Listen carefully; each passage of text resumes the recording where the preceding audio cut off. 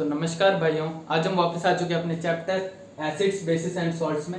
और आज हम कर रहे होंगे इस चैप्टर का लेक्चर नंबर 9। तो लेक्चर नंबर 9 का आज हमारा टॉपिक है पीएच स्केल। पीएच स्केल में पीएच का मतलब है पावर ऑफ हाइड्रोजन स्केल। अभी आपको पावर ऑफ हाइड्रोजन स्केल सुन के ज़्यादा कुछ समझ में तो नहीं आएगा, लेकिन जैसे जैसे हम लेक्चर में आगे बढ़ेंगे तो हमें सब कुछ समझ आ रहा होगा और हमारे सारे कंसेप्ट्स क्लियर हो जाएंगे। तो चलो स्टार्ट करते हैं हम हमारा आज का लेक्चर। तो पहला पॉइंट क्या है, हमारे आज के लेक्चर का फर्स्ट पॉइंट क्या है, वो मैंने ये लिखा हुआ है।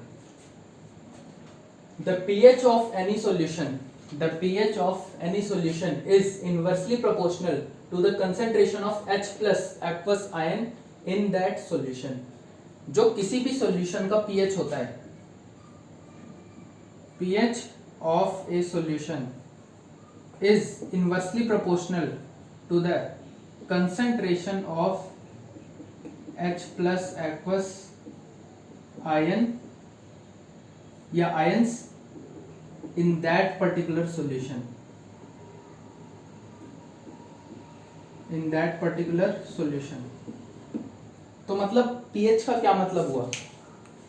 pH का मतलब है, पहले तो pH का मतलब आपको धीरे धीरे समझ में आएगा। अभी शुरू में मैं आपको pH का मतलब नहीं समझा रहा हूं, अभी मैं आपको ये बता रहा हूं कि pH कैसे घटता है, किसी भी सॉल्यूशन का जो पीएच है किस प्रकार घटेगा और किस प्रकार बढ़ेगा, अभी मैं आपको ये समझाने की कोशिश कर रहा हूँ।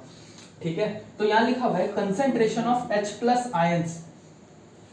किसी पर्टिकुलर सॉल्यूशन में कितने नंबर ऑफ या कितना कंसेंट्रेशन है H प्लस आयंस का, उस पर डिपेंड करता है उसी सॉल्यूशन का पीएच।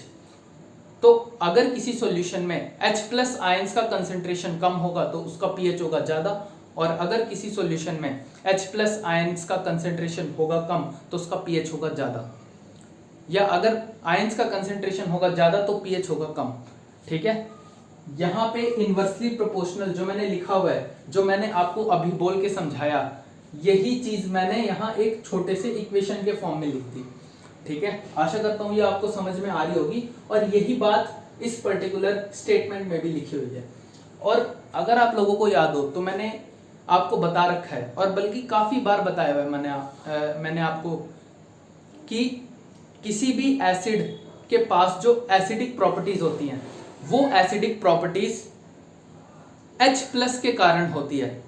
ठीक है, किसी भी एसिड के पास जो एसिडिक प्रॉपर्टीज होती हैं वो उसमें प्रेजेंट H प्लस आयंस के कारण होती है।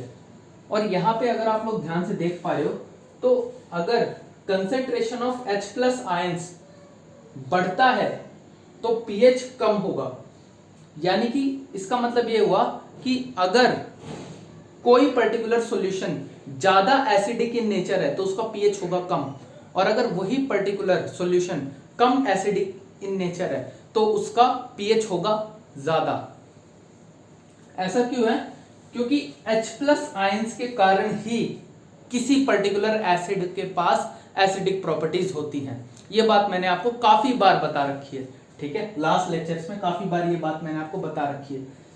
तो यहां से मैं पीएच की हेल्प से, ठीक है, किसी सॉल्यूशन का पीएच कितना है उसकी हेल्प से मैं उसी पर्टिकुलर सॉल्यूशन की एसिडिक प्रॉपर्टी कैसी है, मतलब उस पर्टिकुलर सॉल्यूशन में एसिडिक प्रॉपर्टीज ज्यादा है, एसिडिक प्रॉपर्टीज कम है, मैं इस बात का भी पता लगा सकता हूं। ठीक है, क्योंकि H प्लस आयंस का मतलब है एसिडिक प्रॉपर्टीज, ज्यादा H प्लस आयंस ज्यादा एसिडिक प्रॉपर्टीज। ठीक है, तो आशा करता हूं आपको ये बात समझ में आ गई होगी। अब हम आते हैं हमारे दूसरे पॉइंट की तरफ, इसी टॉपिक का दूसरा पॉइंट। क्या है दूसरा point? Higher the concentration of H plus ions lower will be its pH। H plus ions का कंसेंट्रेशन जितना ज्यादा होगा, एसिडिक प्रॉपर्टीज उस सॉल्यूशन की उतनी ज्यादा होगी, और उस सॉल्यूशन का जो पीएच है वो कम होगा। अभी मैंने आपको बताया pH inversely proportional to concentration of H plus ions present in that particular solution जिसका हम पीएच निकाल रहे हैं। ठीक है, और दूसरा पॉइंट क्या है? Lower the concentration of H plus ions H plus ions का कंसेंट्रेशन जितना कम होगा, ठीक है, किसी सॉल्यूशन में H प्लस आयंस का कंसेंट्रेशन जितना कम होगा उसका पीएच उतना ज्यादा होगा। ये वही बात इस पर्टिकुलर स्टेटमेंट में मैं वही बात बोल रहा हूं जो मैं आपको यहां उस इक्वेशन की मदद से समझा रहा था, ठीक है। इसमें कोई ज्यादा डिफरेंस नहीं है, बहुत सिंपल बातें चल रही है, ठीक है। वही है कि H प्लस आयंस का कंसेंट्रेशन बढ़ेगा, एसिडिक प्रॉपर्टीज बढ़ेंगी, पीएच कम होगा, ठीक है। H प्लस आयंस का कंसेंट्रेशन घटेगा, एसिडिक प्रॉपर्टीज घटेंगी, तो पीएच बढ़ जाएगा, ठीक है। बहुत सिंपल बातें हैं। अच्छा, अब उसके बाद थर्ड पॉइंट जो है वो थोड़ा इंपॉर्टेंट है, इसे आप लोग ध्यान से सुनना। क्या है third point? The strength of acid और base is measured by a scale of numbers from 0 to 14 called pH scale. किसी भी एसिडिक सॉल्यूशन का या किसी भी बेसिक सॉल्यूशन का मैं जो स्ट्रेंथ मेजर करता हूं, वो स्ट्रेंथ मेजर करता हूं मैं एक स्केल ऑफ नंबर्स की हेल्प से, और वो स्केल ऑफ नंबर्स ही जो होते हैं वही उस पर्टिकुलर सॉल्यूशन के पीएच होंगे, ठीक है। और आप लोग यहां सोच रहे होंगे कि भैया ये स्ट्रेंथ क्या होता है, स्ट्रेंथ का मतलब भी तो समझा दो। तो स्ट्रेंथ का मतलब है कि कोई एसिडिक सॉल्यूशन कितना ज्यादा एसिडिक है या कोई बेसिक सॉल्यूशन कितना ज्यादा बेसिक है, ठीक है। जैसे एसिडिक सॉल्यूशन भी दो टाइप के होते हैं, एक थोड़ा वीक एसिड सॉल्यूशन होगा और एक स्ट्रॉन्ग एसिड सॉल्यूशन होगा। तो जो स्ट्रॉन्ग एसिड सॉल्यूशन होगा उसमें एसिडिक प्रॉपर्टीज ज्यादा होंगी, और जो वीक एसिड सॉल्यूशन होगा उसमें एसिडिक प्रॉपर्टीज कम होंगी, ठीक है।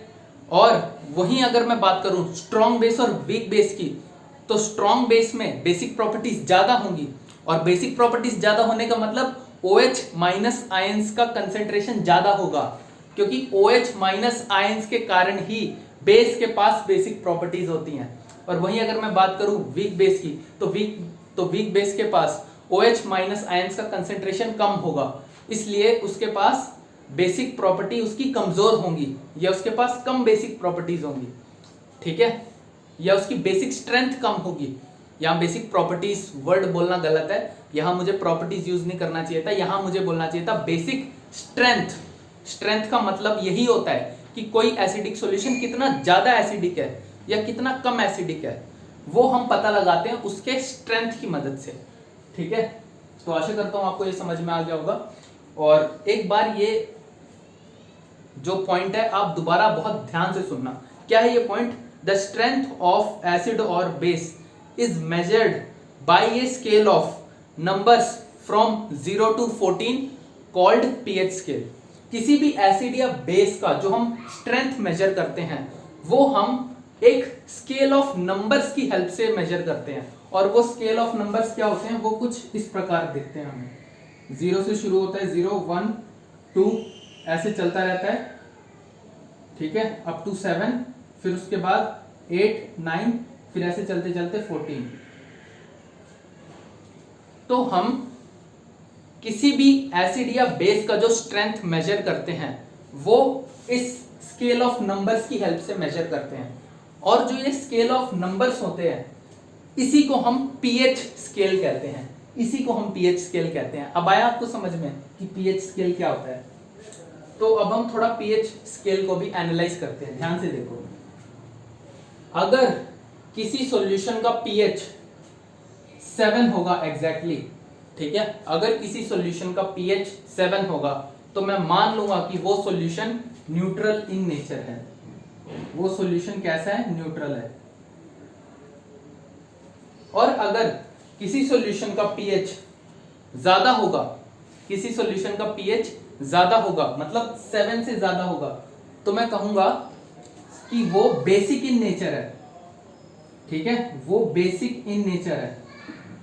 मतलब जैसे जैसे मैं 7 से 14 की तरफ बढ़ता जाऊंगा, ठीक है, ध्यान से सुनना मेरी बात, जैसे जैसे मैं 7 से 14 की तरफ बढ़ता जाऊंगा तो मेरे बेसिक सॉल्यूशंस की जो बेसिसिटी है वो बढ़ती जाएगी।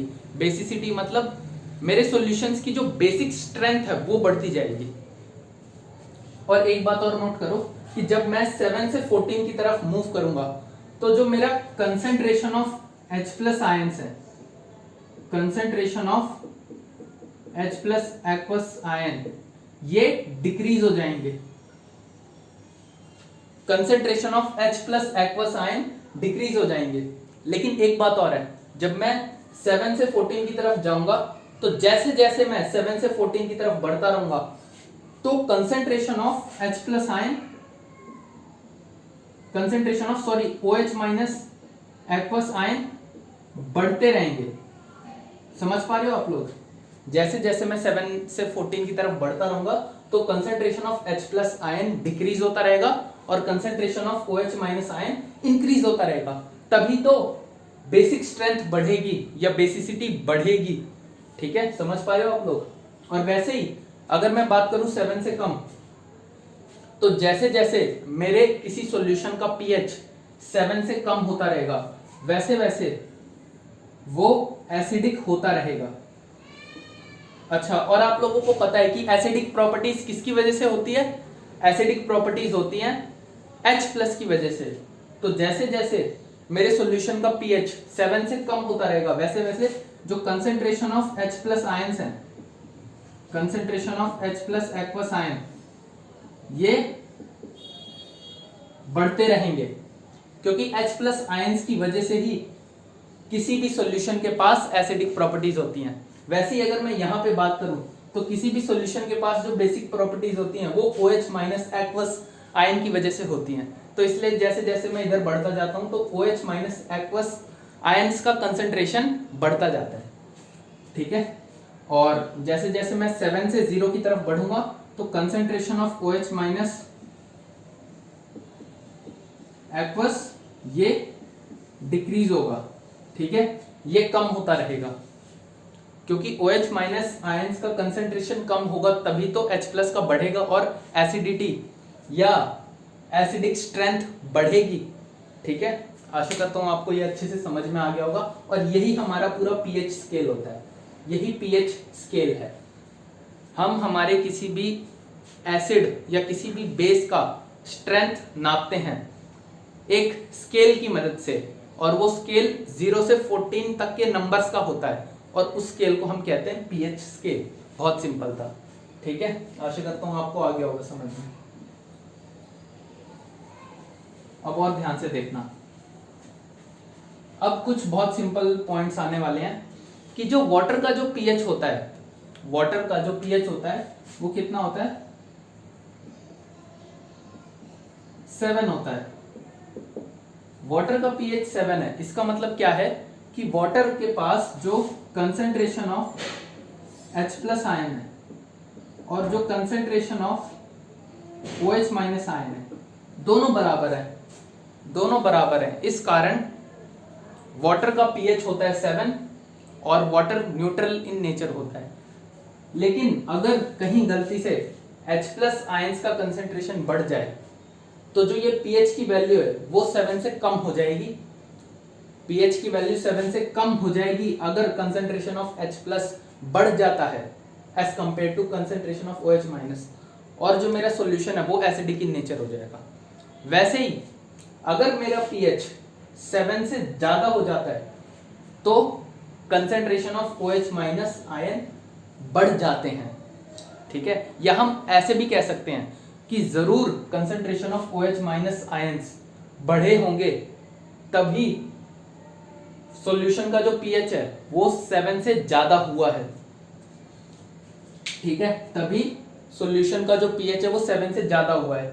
और जिन पर्टिकुलर सॉल्यूशंस का पीएच 7 से ज्यादा होता है वो बेसिक इन नेचर होते हैं। और बेसिक प्रॉपर्टीज किसकी वजह से होती हैं? OH माइनस आयंस की वजह से। तो OH माइनस आयंस का कंसेंट्रेशन बढ़ेगा तो बेसिक प्रॉपर्टीज या बेसिक स्ट्रेंथ और बढ़ेगी। ठीक है, तो ये हो गया।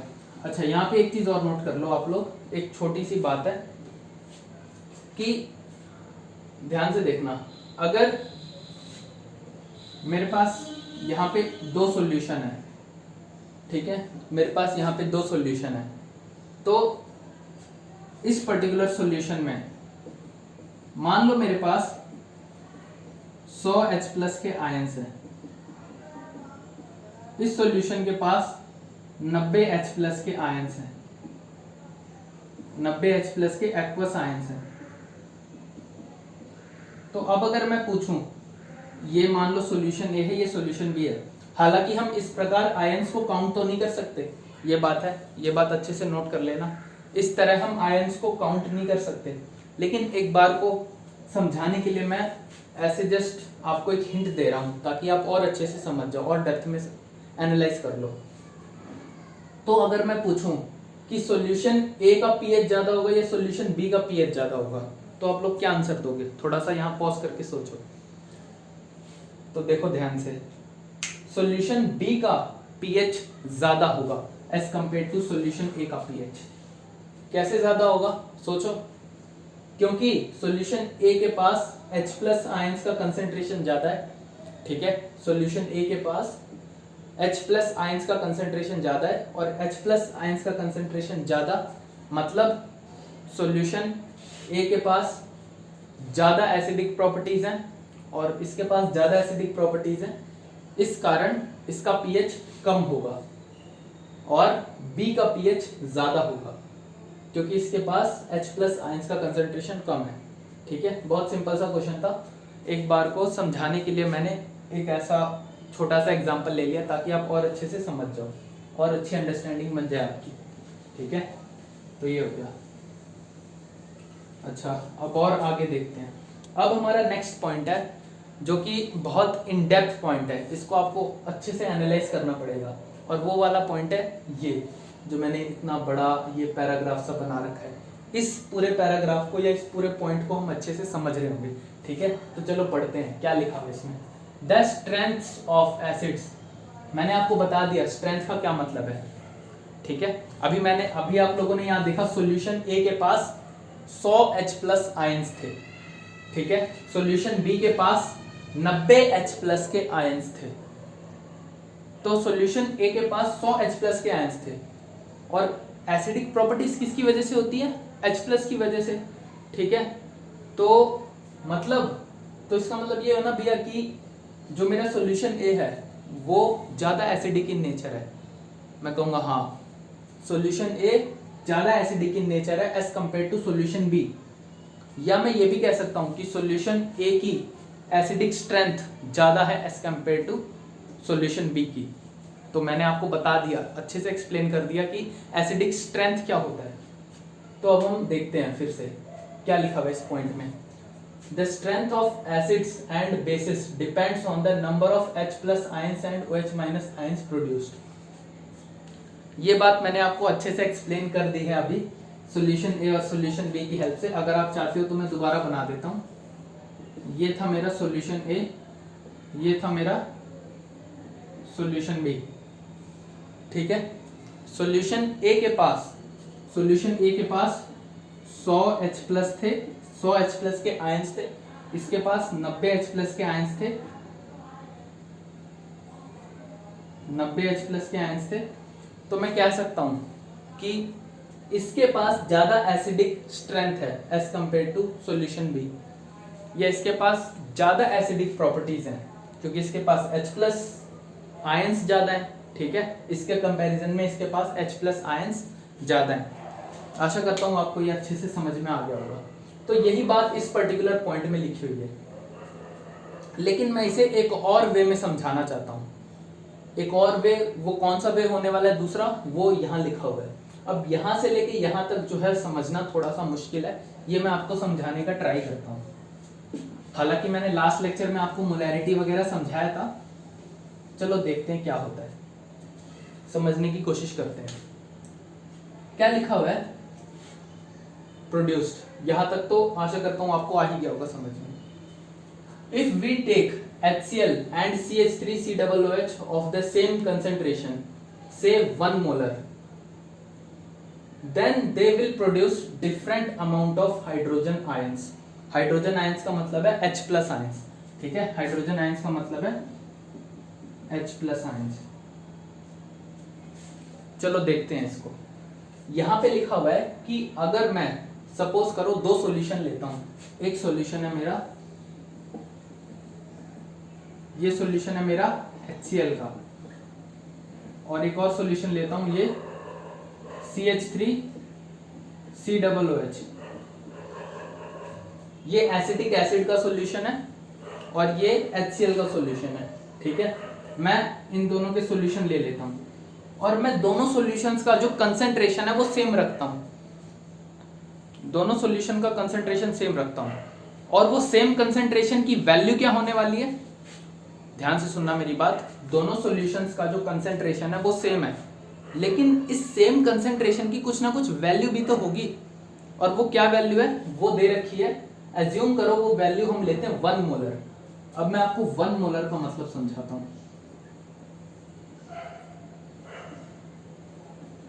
1 मोलर दोनों का कंसंट्रेशन ले लिया मैंने 1 मोलर। अच्छा, लास्ट लेक्चर में मैंने आपको समझाया था कि मोलैरिटी क्या होती है। क्या बताया था मैंने, number of moles of solute upon में volume of solution in litres. यही बताया था मैंने आपको लास्ट लेक्चर में मोलैरिटी की डेफिनेशन, या मैंने आपको इसकी एक और डेफिनेशन बताई थी, number of moles of solute per unit volume of solution. ये वाली डेफिनेशन मैंने आपको 2 डेफिनेशंस बताई थी। एक डेफिनेशन थी number of moles of solute divided by volume of solution in litres, और दूसरी डेफिनेशन थी number of moles of solute per unit volume of solution in litre, पर unit volume of solution in litres. ये मैंने आपको 2 definitions last lecture में समझाई थी। तो अब यहां ध्यान से देखना, 1 मोलर, यहां मोलैरिटी की वैल्यू अगर 1 हो जाती है तो उसे मैं कहता हूं 1 मोलर। मोलैरिटी की जो वैल्यू है वो अगर हो जाती है 1 तो इसे मैं क्या कहता हूं, 1 मोलर। और अगर मुझे मोलैरिटी की वैल्यू 1 बनानी है तो उसके लिए मुझे क्या करना पड़ेगा, उसके लिए मुझे ये करना पड़ेगा कि जो number of moles of solute है इसकी कुछ ना कुछ वैल्यू आएगी, और volume of solution in litre है इसकी भी कुछ ना कुछ वैल्यू आएगी। मुझे इन दोनों की वैल्यू सेम लेनी पड़ेगी। मतलब या तो देखो, इसे भी मुझे 3, इसकी भी वैल्यू मुझे 3 लेनी पड़ेगी, इसकी भी 3, इसकी भी 6, इसकी भी 6, तभी तो दोनों कट के 1 आएगा आंसर और मेरी मोलैरिटी 1 आएगी। ठीक है, तो मैं मान लेता हूं कि मैं number of moles of solute 1 ले लेता हूं और volume of solution in litre भी 1 ले लेता हूं। तो इसका मतलब क्या है कि अब मेरी मोलैरिटी जो है वो क्या हो गई है, 1। अगर मेरे मोलैरिटी की वैल्यू हो जाती है 1, अगर मेरे मोलैरिटी की वैल्यू हो जाती है 1 तो मैं कह सकता हूं कि मेरा सॉल्यूशन जो है 1 मोलर है। मोलैरिटी का 1 होना ही 1 मोलर कहलाना होता है। यहां जो मैंने वर्ड लिखा है 1 मोलर, इस 1 मोलर का मतलब है मोलैरिटी का 1 हो जाना। और मोलैरिटी का 1 होने का क्या मतलब है कि मेरे पास 1 लीटर सॉल्यूशन है, 1 लीटर सॉल्यूशन में 1 मोल सोल्यूट प्रेजेंट है। ठीक है, 1 लीटर सॉल्यूशन में 1 मोल सोल्यूट प्रेजेंट है। ये मोलैरिटी का 1 होने का मतलब है। मोलैरिटी के 1 होने का क्या मतलब है, दोबारा ध्यान से सुनना। 1 लीटर सॉल्यूशन में number of moles of solute 1 है, या 1 लीटर सॉल्यूशन में सोल्यूट का 1 मोल प्रेजेंट है। 1 लीटर सॉल्यूशन में, 1 लीटर सॉल्यूशन में सोल्यूट का 1 मोल प्रेजेंट है। तो इसका क्या मतलब हुआ कि मान लो यहां ये 1 मोलर का क्या मतलब हुआ, इसका मतलब है कि मेरे पास ये पूरा सॉल्यूशन जो है कितना है, ये 1 लीटर HCl का सॉल्यूशन है मेरे पास। और इस 1 लीटर HCl के सॉल्यूशन में, इस 1 लीटर HCl के सॉल्यूशन में 1 मोल HCl का है। ठीक है, 1 लीटर HCl सॉल्यूशन में 1 मोल HCl का है। और सेम इसका कंसेंट्रेशन 1 मोलर, इसका क्या मतलब है, 1 लीटर CH3COOH के सॉल्यूशन में 1 मोल CH3COOH का प्रेजेंट है। ठीक है, आशा करता हूं आपको ये अच्छे से समझ में आ गया होगा। ये लास्ट लेक्चर में भी मैंने वैसे आपको मोलैरिटी अच्छे से एक्सप्लेन कर रखा है, अगर आप समझना चाहते हो तो। ठीक है, तो अब मैंने आपको मोलैरिटी का मतलब समझा दिया। इन सॉल्यूशन के टर्म्स में, इन दोनों सॉल्यूशन के टर्म्स में मैंने आपको मोलैरिटी का मतलब समझा दिया, और मैंने आपको यह भी बता दिया कि 1 मोलर का मतलब क्या है। 1 मोलर का क्या मतलब होने वाला है? 1 मोलर का मतलब है इसके 1 लीटर HCl सॉल्यूशन में 1 मोल HCl का है, और इसका 1 मोलर है, इसका कंसंट्रेशन 1 मोलर है। इसका क्या मतलब है कि इसके 1 लीटर सॉल्यूशन में 1 मोल CH3COOH के प्रेजेंट है। ठीक है, तो इतना हो गया। अच्छा, अब आप लोग ध्यान से देखना, अगर आप लोगों ने मेरा लास्ट लेक्चर ध्यान से देखा है और उसे एनालाइज करा है, तो मैंने लास्ट लेक्चर में सोल्यूट किसको माना था? लास्ट लेक्चर में मैंने किसको सोल्यूट माना था? मैंने H+ आयंस को सोल्यूट माना था। लेकिन इन दोनों केसेस में मैं अभी सोल्यूट किसको मान रहा हूं? HCl को सोल्यूट मान रहा हूं। ठीक है, और मैं इस पर्टिकुलर केस में CH3COOH को सोल्यूट मान रहा हूं, क्योंकि मैं हमेशा मोल्स किसके लेता हूं? सोल्यूट के। और लास्ट लेक्चर में मैंने किसके मोल्स लिए थे? H+ के। ठीक है, ध्यान से देखना, थोड़ा कंफ्यूज हो रहे होगे आप, लेकिन थोड़ा सा मेहनत करो तभी आप सीखोगे। लास्ट लेक्चर में आप देखना, मैंने सोल्यूट H+ आयंस को माना था, लेकिन इन दोनों केसेस में मैं HCl को सोल्यूट मान रहा हूं इसमें, और CH3COOH को सोल्यूट मान रहा हूं इस पर्टिकुलर केस में। ठीक है, हो गया। अब ध्यान से देखते हैं, अब होता क्या है यार कि यहाँ 1 मोल HCl का प्रेजेंट है। अब यहाँ क्या होता है कि 1 मोल HCl है, और 1 मोल HCl में से 0.95 मोल HCl जो है वो टूट जाता है, और टूट के क्या बना देता है? H+ और Cl-। ठीक है, H+ और Cl- बना देता है। अच्छा, अब अगर वही मैं बात करूं 1 मोल CH3COOH की, यहां पे लिखना चाहिए था मुझे 1 मोल, 1 मोल CH3COOH की, तो 1 मोल CH3COOH में से सिर्फ और सिर्फ 0.05 मोल CH3COOH का टूटता है। ठीक है, 0.05 मोल CH3COOH का टूटता है, और टूट के क्या बनाता है? कुछ इस तरह का बनाता है। ये यहाँ पे स्पेस थोड़ा कम है, तो ये तोड़ के कैसे टूटेगा? ये CH3COOH CH3COO- प्लस H+। अच्छा, आप लोग कंफ्यूज मत होना, आप लोग कहीं ये मत सोच लेना कि इसके पीछे OH लिखा हुआ है तो भैया ये बेस होना चाहिए। नहीं, ये बेस नहीं है, ये एसिड है। ठीक है, ये एसिड है। जब आप कार्बन एंड इट्स कंपाउंड वाले चैप्टर में आओगे तब आप और अच्छे से समझोगे कि ये किस प्रकार एसिड होगा। ये बेस नहीं होगा। आप यहाँ OH देख के ये मत समझ लेना कि ये बेस है, तो थोड़ा ध्यान से खेलना पड़ेगा। अच्छा, तो मैं क्या समझा रहा था कि दोनों ही सॉल्यूशंस में इसका 1 मोल है HCl का, और यहां भी 1 मोल है CH3COOH का।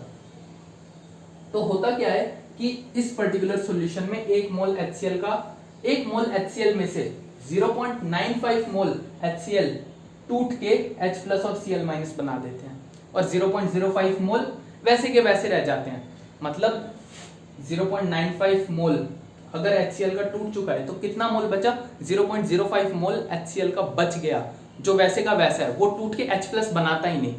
ठीक है, और यहाँ पे क्या है? 1 मोल CH3COOH में से 0.05 मोल CH3COOH का टूटता है। मतलब देख पा रहे हो आप लोग, 0.95 मोल ऑफ CH3COOH वैसे का वैसा है। मतलब कुल मिला के हुआ क्या यहाँ, और समझाता हूं आपको थोड़ा सा। यहाँ पे कुल मिला के हो क्या रहा है कि जो इस पर्टिकुलर केस में मेरा 95% HCl टूट के H+ बना रहा है, अगर मैं HCl वाले सॉल्यूशन की बात करूं, और अगर मैं CH3COOH वाले सॉल्यूशन की बात करूं तो इसमें सिर्फ 5% HCl, सॉरी सिर्फ 5% CH3 COOH टूट के H+ बना रहा है। तो इन दोनों में से किसका एसिडिक कैरेक्टर ज्यादा होगा या किसके पास ज्यादा एसिडिक स्ट्रेंथ होगी? यहां तो साफ देख के पता लग रहा है कि HCl के पास ज्यादा एसिडिक स्ट्रेंथ होगी, तो HCl का pH कम होगा as compare to CH3 COOH। यही बात यहां लिखी हुई है और इसके हिसाब से मैं कह सकता हूं कि HCl मेरा स्ट्रॉन्ग एसिड है as compare to CH3 COOH। अच्छा, आप लोगों को अगर याद हो तो मैंने HCl और CH3 COOH दोनों का मैंने एक एक मोल लिया था, लेकिन अगर मैं ध्यान से देखूं दोनों ही सॉल्यूशंस में मेरे पास एक मोल HCl का था और एक मोल CH3 COOH का था। तो HCl के केस में क्या हुआ कि 95% HCl टूट गया H+ में, और CH3 COOH यानी एसिटिक एसिड के केस में क्या हुआ कि सिर्फ 5% ही एसिटिक एसिड टूटा और H+ बनाया। तो इस कारण HCl के पास ज्यादा एसिडिक स्ट्रेंथ है as compare to CH3 COOH। यही बात यहाँ लिखी हुई है। दोनों का कंसंट्रेशन हमने सेम लिया था, लेकिन तब भी एसिडिक प्रॉपर्टीज ज्यादा HCl के पास है, क्योंकि HCl के केस में ज्यादा HCl टूट के H+ बनाते हैं, लेकिन एसिटिक एसिड के केस में बहुत कम अमाउंट ऑफ सिर्फ 5% ही एसिटिक एसिड होते हैं जो टूट के H+ बनाते हैं, और इस कारण इनके पास जो एसिडिक स्ट्रेंथ होता है वो बहुत कम होता है। इस कारण इसका pH जो होता है वो काफी ज्यादा होता है। हालांकि 7 से तो कम होगा इसका pH, तभी तो एसिडिक होगा। 7 से कम होगा, लेकिन मतलब 5 या 6 के आसपास होता है। लेकिन वहीं अगर मैं बात करूं HCl का pH 1 या 2 के आसपास होता है। इतना कम होता है इसका pH, क्योंकि ये बहुत ज्यादा एसिडिक है। कंसेंट्रेशन हमने दोनों का सेम लिया था, दोनों को 1 मोलर लिया था, और दोनों में एक मोल था। इसमें 1 मोल HCl, इसमें 1 मोल एसिटिक एसिड, लेकिन तब भी ज्यादा एसिडिक कैरेक्टर इसके पास है, ठीक है, या इसके पास ज्यादा एसिडिक स्ट्रेंथ है, ठीक है। तो अब आगे ध्यान से पढ़ना। Then they will produce different amount of hydrogen ions. दोनों का कंसेंट्रेशन मैंने सेम लिया, दोनों को एक मोलर लिया, लेकिन दोनों different amount of H+ ions produce कर रहे हैं। दोनों different amount of H+ ions produce कर रहे हैं, क्योंकि HCl ज्यादा एसिडिक है। HCl जो है वो ज्यादा एसिडिक है, या HCl के पास ज्यादा एसिडिक स्ट्रेंथ है, और CH3 COOH के पास कम एसिडिक स्ट्रेंथ है। तो आशा करता हूं आपको ये पॉइंट बहुत अच्छे से समझ में आ गया होगा, ठीक है। एसिडिक स्ट्रेंथ भी आपको समझ में आ गई होगी, और अगर थोड़ा भी कंफ्यूज हो गए हो तो आप दोबारा रिपीट करके देख सकते हो। लास्ट लेक्चर भी है, वहां भी मैंने आपको ये अच्छे से एक्सप्लेन करा था। एक लास्ट पॉइंट और बचा हुआ है, उसे भी हम अच्छे से समझ लेते हैं। क्या है? Acids that give rise to more H+ ions are said to strong acids. जो एसिड्स ज्यादा H+ आयंस को देते हैं उन्हें हम स्ट्रॉन्ग एसिड्स कहते हैं, और जो एसिड्स कम H+ आयंस रिलीज करते हैं उन्हें हम वीक एसिड्स कहते हैं। तो इन दोनों में अगर मैं कंपेयर करूं तो HCl एक स्ट्रॉन्ग एसिड है और CH3 COOH एक वीक एसिड है, क्योंकि इसने ज्यादा H+ आयंस को दिए, इसने कम H+ आयंस को दिया। दोनों का कंसंट्रेशन एक मोलर था, दोनों का कंसंट्रेशन 1 मोलर ही था, लेकिन तब भी HCl ज्यादा स्ट्रॉन्ग एसिड है, क्योंकि ये ज्यादा H+ आयंस प्रोड्यूस कर रहा है और ये कम H+ आयंस प्रोड्यूस कर रहा है, क्योंकि इसके 95% HCl टूट के H+ देते हैं, लेकिन इसके सिर्फ 5% एसिटिक एसिड के कंपाउंड टूट के H+ देते हैं। इस कारण HCl एक स्ट्रॉन्ग एसिड है और ये एक वीक एसिड है। तो ये लेक्चर यहीं खत्म होता है। थोड़ा इन डेप्थ लेक्चर था, आपको अगर समझ ना आया हो तो आप दोबारा रिपीट करके देख सकते हो, और अगर मोलैरिटी समझनी है तो आप लास्ट लेक्चर जाके मेरा देख सकते हो। इतना डेप्थ में NCERT में नहीं समझा रखा, और अगर आप सिर्फ CBSE के पॉइंट ऑफ व्यू से पढ़ना चाहते हो, सिर्फ CBSE एग्ज़ाम क्रैक करना चाहते हो, तो आप ये डेफिनेशन रट सकते हो, मुझे कोई इशू नहीं है, ठीक है, अगर रट सकते हो तो।